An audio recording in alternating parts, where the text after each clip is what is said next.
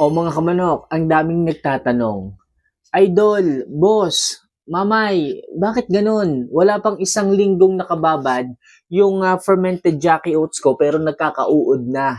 Okay, so liwanagin natin yan. Ano ba yung pinagmumulan kung bakit nagkakaganyan? So papakita ko muna sa inyo ang isa sa aking mga i-ferment na Jackie Oats. Ayan o, napakaganda. So almost isang buwan na po ito mahigit. Okay, so napakaganda pa rin hanggang ngayon. Okay, so yung tubig, tamang-tama lang. Yung moisture, tamang-tama lang. Hindi siya langoy, hindi siya sobrang babad sa tubig. Tama lang yung tubig niya. Halos kapantay lang siya ng grains o nung Jackie Oats. Okay, tapos yung Jackie Oats napakaganda. Dilaw na dilaw, napakatataba. At talagang ang dami nung mga puti-puti. So yung puti-puti po mga kamanok, normal po yun ha. Yun po ang sign na maganda po ang fermentation process na nagawa ninyo. Okay? So, bakit nga ba nagkakauod? Bakit nga ba nangingitim?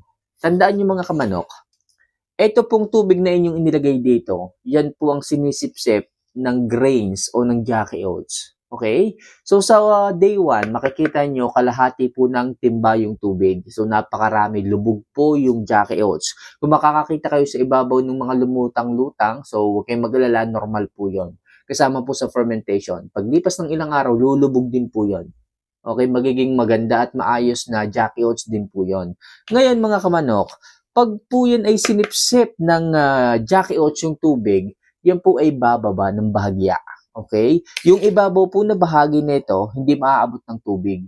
So kung hindi nyo po yan araw-araw mahahalo, kagaya ng ginagawa kong ganito, yung ibabaw po, yung ibabaw na part, yung upper part, mangingitim po yan. Pag po yan napabayaan yung nangingitim, halimbawa hindi nyo nahalo ng 2 days, nangingitim, madadry po yung ibabaw, dun po nade-develop yung mga bacteria. Doon po nade-develop yung mga uod. Which is, wala kayong dapat ipag-alala. Yung mga uod na yon, yan po ay source of protein din po yon. So yung iba nga lang, medyo nag-aalala dahil uod yun eh. Baka po hindi makaganda sa kanilang mga alagang mga manok. So kaya mag-alala, po pwede po yung mapahalo sa pagkain ng inyong mga manok. So nakakatulong din po yon sa pagbibigay nito ng good bacteria sa kanilang katawan. Okay? So, anong dapat gawin pag may uod ng ating fermented Jackie Oats? So, haluin lang po natin na ganyan. Okay?